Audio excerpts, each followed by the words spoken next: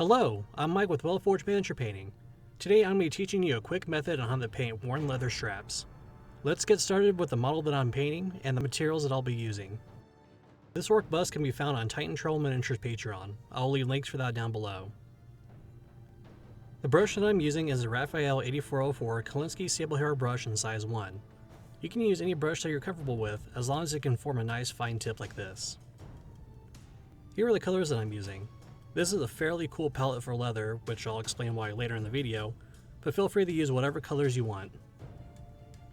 Now that we have our materials, let's begin. First, I'm starting with a base coat of Dryad bark over my black primer.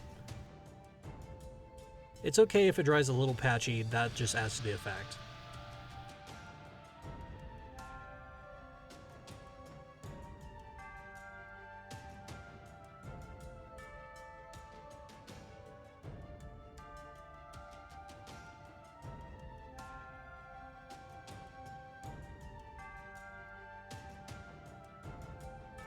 As that dries, consider your light source.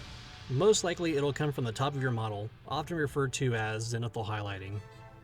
However, in my case, the right side of the upper body is in shadow, and there's a pink and purple light coming from the bottom left side. I'll keep this in mind as I refine the leather strap later. Next, I'll mix a little bit of black and Innsmouth blue, about 50-50, and start stippling where I want the shadows to be. Underneath his chest, where it dips into the pauldron about halfway up, underneath where it connects to the middle ring, and on the orc's back.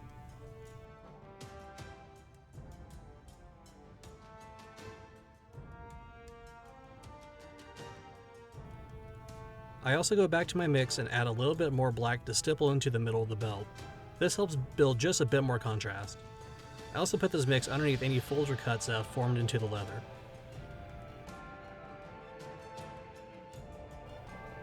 Now that I'm happy with that, I'll take a 50-50 mix of XV-88 in gray and begin brushing some rough, broad highlights on top of the orc's chest, on top of the pauldron, and definitely on top of the loop where the middle ring is in.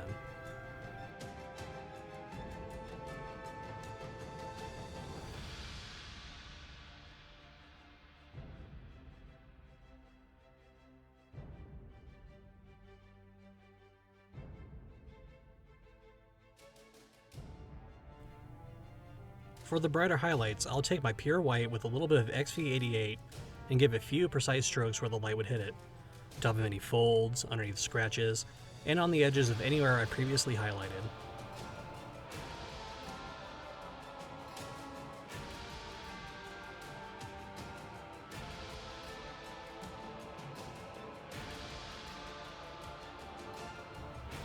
With that, the leather's technically done, but I want to bump it up to the next level a little bit, so I'll do some refining. There's really no step-by-step method to refining. I'm just taking advantage of my palette to add glazes, adding in additional highlights and shadows, or whatever I think would make it read as leather.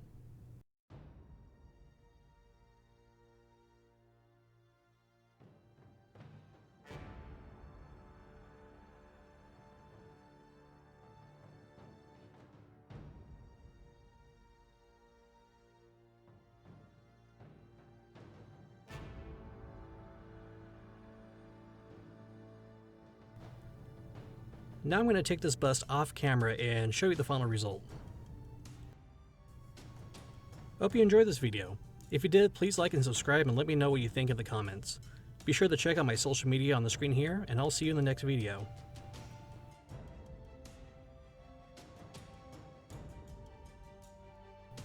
And as always, take care and happy painting.